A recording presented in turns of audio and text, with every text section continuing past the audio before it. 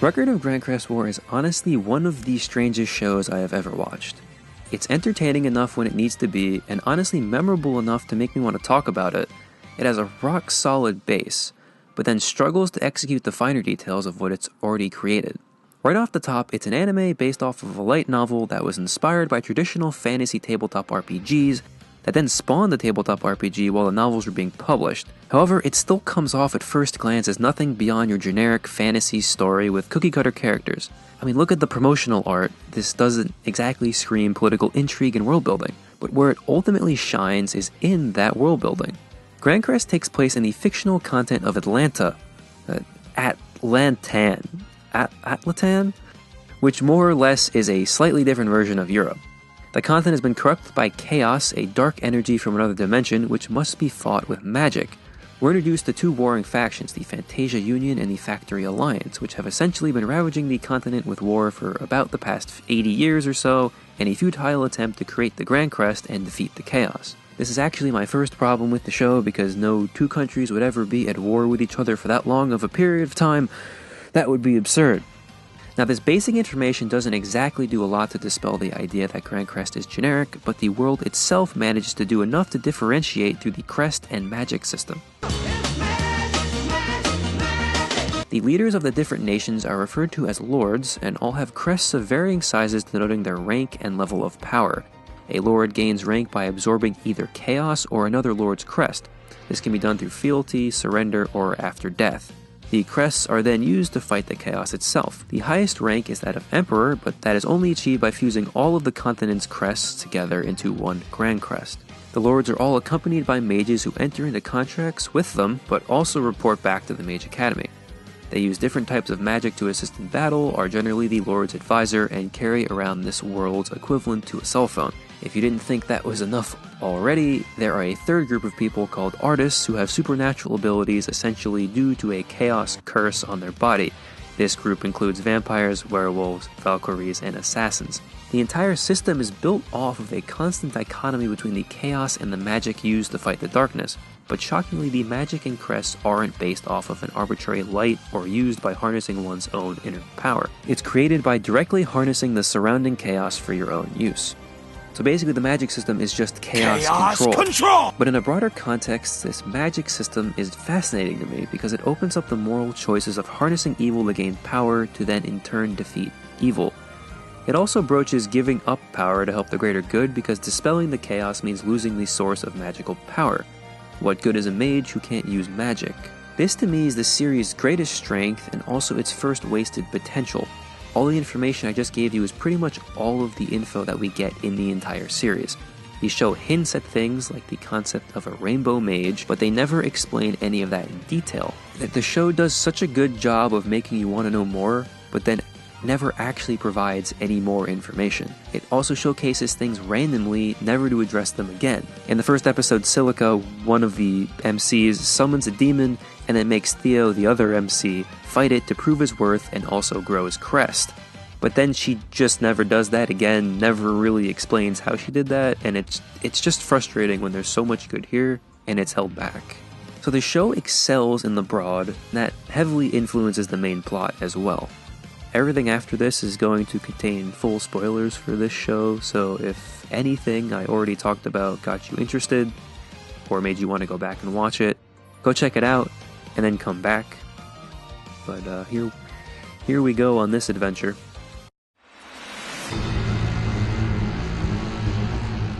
Anyway, the show opens up in one of the most abrupt ways I have ever seen. We cold open into the wedding between Marine, the heir of the Alliance, and Alexis, the heir of the Union. This wedding would end the long-standing war and unite the crests to defeat the chaos. As this is episode 1, obviously something goes wrong. The demon lord is summoned and she kills both archdukes. This becomes known as the Great Hall Tragedy and is a hell of a way to start the show. The actual plot of the show is essentially a hero's journey for the main characters Theo Carnero and Silica Mellitus. They randomly meet in the middle of the woods. She decides to void her contract with another lord and serve Theo because she's inspired by his dream of freeing his homeland or something. I'm going to be upfront about this. The actual Theo-related plot is not really something I like about the show, which I'm sure is confusing since it's the main plot and I still like the show, but just stick with me here. The plot from around episode 1 to episode 7 is nothing to write home about, other than it is really confusing. Here's the TLDR. Theo wins a battle, he wins another battle, a bunch of characters join the cast, Theo almost loses a battle but gets saved by Earl Valar of Alturk. He then pledges to serve Valar and give up most of his crest so that he won't lose Silica to Valar. Then they spend an episode in the Forest of Darkness because it's important to the overall world but also kind of haphazardly thrown in. Then he meets Milza, the Prince of Dartania, who will be important later, and they fight, and then there's a big meeting of Union Lords. Okay, so if that sounded not great, don't worry, I agree. This is actually right around where I initially stopped watching the show back during the winter when it was airing. But when I came back to it a few months ago, the show really hit its stride right around episodes 8 and 9. The show stops being about Theo and his motley crew and turns into a political war drama for probably the 3 or 4 best episodes in the entire show. It starts with the actual Union Summit, where the Lords decide whether to wage war on the Alliance or declare an intention for peace. What follows isn't exactly Game of Thrones, but it is intriguing. Alexis wants to make peace because he's still in love with Meereen, while Valar and a few of the other Lords want to go to war. Ultimately, the decision for peace is decided on after Valar is outmaneuvered due to his family line being linked to the Alliance and by a dude who's very obviously a traitor. The decision to sue for peace is ultimately a mistake, as the Alliance is hell-bent on uniting the continent by war, and their plan is to take out Valar himself, as he's the backbone of the Union. Here's where we get some super interesting macro military strategies that are kind of the reason this entire video exists, or at least the reason why I enjoyed the show up to this point. The show ignores Theo's story entirely, and focuses on the Alliance siege of Valar's Castle Unicorn. It almost turns into an entirely different show. The Alliance get the high ground for the siege of the castle by taking care of the neighboring nation of Stark. They do this through backhanded tactics and use chaos to take out everyone inside the castle instead of having a lengthy siege that would have been costly due to the natural protections of the nation. This establishes them as being willing to do anything to meet their goals and essentially sets them up as the villain for the rest of the show. Then the Alliance manages to flip Milza and Dartania to their side, cutting off any support for Valar. Then while Milza attacks from the sea, Meereen and her actual nation of Waldrand initiate an attack on land against the Alturk reinforcements, routing them. The good old pincer attack. Milza winds up losing his battle on the sea due to a literal magic death ray and a floating fortress, but the damage has been done on the land. The final nail in the coffin for Valar is when the Nord Viking fleet shows up at night and rushes the castle. As he's outmaneuvered and outgunned, he decides to lead one last charge out of the gate with his mage Margaret, who douses herself in oil and lights herself on fire.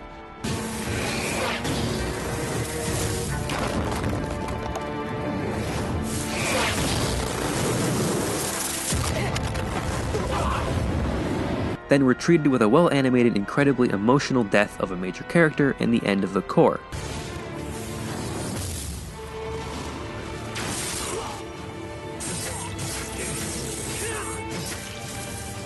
This is truly the peak of the show.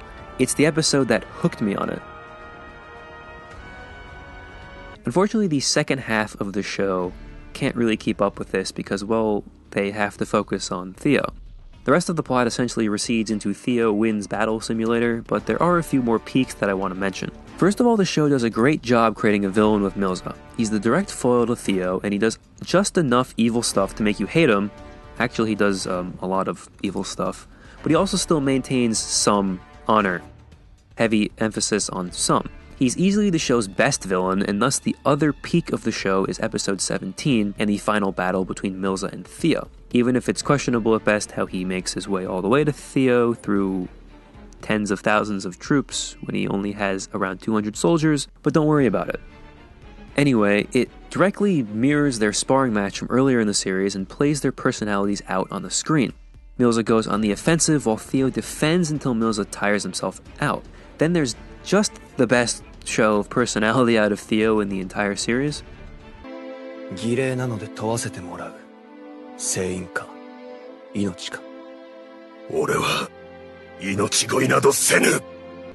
The colors and style of this scene are top-notch, and it's the biggest payoff of the entire show, and unfortunately the last real great episode. Following Milza's death, the story meanders on, giving us a good scene here or there, aka Alexis manning up and becoming a maestro general for the Union, and the Viking berserker fight. But ultimately, Meereen just isn't the villain that Milza was, and the final battle of the three armies is kind of a letdown. If you were wondering, the human arc is solved by Marine and Alexis deciding to get married and giving their crest to Theo to make him emperor. All that is fine, if a little dull, but it's the actual ending episodes of the show that dropped it down for me. Without a human or military focus, the final villain becomes the chaos and those who would protect it. Remember that cool moral gray area I talked about earlier with how magic is used? Well, that becomes the final arc as the good guys are able to create the Grancrest now, but the bad guys, aka the greedy, no-good Mage Academy, want to put a stop to it because they don't want to lose their powers. Hashtag not all mages. It takes one of the more interesting aspects of the show and just slaps a good and bad label on it, kind of removing all of the nuance that the magic system had in the story. The heroes march on the mage stronghold, one of the cast dies in a weird religion subplot. Best Boy Lashik gets one more good scene with a random Cyclops, and then there's the Vampire King fight. Oh boy, the Vampire King fight. At his core, the Vampire King is an interesting character because he has the power of immortality, and if the chaos is cleansed, he will die. His fear of death has caused him to scheme things like the Great Hall Tragedy and work with the mages to try and protect the chaos. He is a layered and complicated character in theory. Unfortunately, the actual fight with him is kind of dull and is won through the power of friendship and not hiding your original body. Theo and company then take the city of Eramu, Theo gets ready to form the Grancrest, and then the show throws one last curveball at you in the final episode. Theo and Silica speak with the demon lord Pandora and learn that this entire world that we've been in for 24 episodes is actually a post-apocalyptic future. The chaos was a result of the folly of a former high-tech civilization that advanced too far, and this was the Earth fighting back. The previous civilization was destroyed and the world fell into the Dark Ages and eventually managed to claw its way back to this medieval way of life. This is such a cool concept and a fascinating moral choice that's presented far too late in the story. The show just has so many good ideas and they just implement them poorly sometimes, and it's very frustrating. The choice comes down to either rid the world of chaos and risk another collapse down the line due to technology, or maintain this relatively safe way of life. Basically, this is dropped on our heads, we're given no time to think about it, and Theo just goes, nah, I'm the hero, it's time to save the world. It's such a waste. Anyway, 3 years pass for some reason. Theo forms the Grancrest finally. I have no idea why they wait 3 years for this. He marries Silica, they rid the world of chaos, and he abdicates the throne to Alexis so he can go live on his island. The end. For me, the escalation just proves a bit too much to handle and it fizzles out down the stretch, but man, when this show is on, it's on. As far as technical aspects go, the direction is fantastic. The show was directed by Mamoru Hatakayama, or Shinichi Omata, or whichever name he actually decided to go by, because everywhere I looked there was a different pseudonym. He's best known for directing Rakugo Shinju. He's a highly stylized director and it comes through in some of the show's best scenes. The series also has some fantastic sakuga throughout, and that's probably what you've actually seen of this show at some point, either on Facebook or YouTube or anywhere else.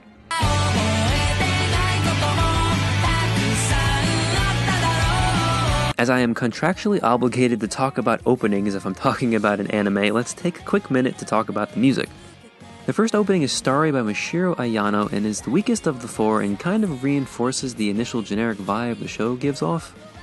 It grew on me the more I heard it, but the visuals are kind of bland. This was kind of a disappointment because Ayano actually has done one of my favorite openings of all time, which is Ideal White, the first opening of Fate Stay Night Unlimited. But I mean, it's hard to just hit nothing but home runs. Second OP is a sneaky banger though. It's Rin by Asuka, and it's a solid song that's combined with nice visuals that change depending on where the plot is. The endings are both fine, with the second ending edging out the first for me, mostly because they use it better by working it into the actual endings of episodes, which I love. Also, it doesn't have this shot in it, like the first ED does, which bumps it up at the end of the day. The first ED is Pledge by Asuka, and the second is Syodu by Ayano. It's solid music for a solid show, but again, nothing too impressive. Ultimately, if you don't like fantasy as a genre, you won't enjoy this show. Even if you mildly like fantasy, you probably won't enjoy this show. But as someone who loves fantasy and military history and tactics, parts of it just really resonated with me.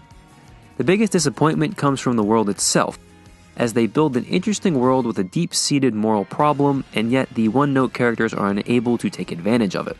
The writing is what holds the show back and stops it from becoming more generally approachable. Overall, I thought it was a solid show. I gave it a 6 out of 10 on Mal, and if you ignore the ending, it was probably around a 7 or a 7.5 for me. Of the paltry 35,000 users who watched it, the average sits at a 7.28, which pleasantly surprised me actually. I'm sure there are better shows out there for world building, political intrigue, and large-scale battles, but I thought the execution of those three things combined with the art direction and animation made it an enjoyable binge watch. If you dropped it early on, maybe give it another chance if anything I talked about interested you. If not, that's cool too. Let's just all watch stuff that we enjoy.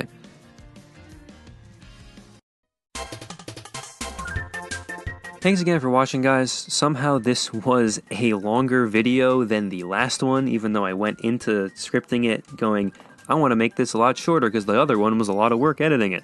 So if you're still here and you made it all the way to the end of the video, I'd like to thank you again very much.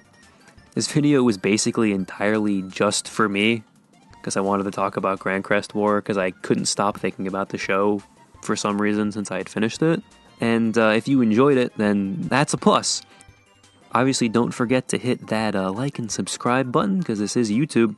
And I'll probably have another anime video out before, or maybe two out before another video game video, just because those take a lot longer due to recording footage and stuff like that. But talking about this was super fun, and I'm definitely going to do it again. So I hope that came through, even if just a little bit, while you were trying to keep track of exactly what was happening in this show, because it was hard for me too. Anyway, see you next time. Go watch some more anime, and bye!